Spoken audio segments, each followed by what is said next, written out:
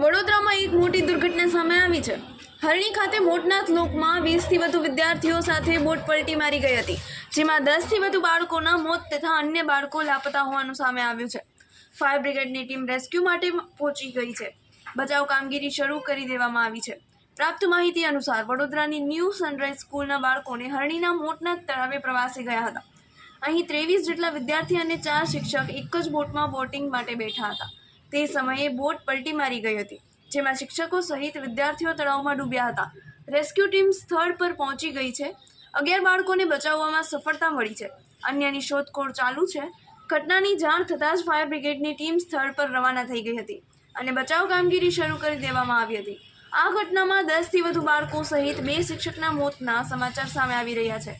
ઘટના સ્થળ પર વડોદરા શહેર પોલીસ કમિશનર, ઉચ્ચ અધિકારીઓ, કલેક્ટર, ધારાસભ્ય કેયુર રોકડિયા સહિતના અધિકારીઓ સહિતનો કાફલો પહોંચી ગયો છે।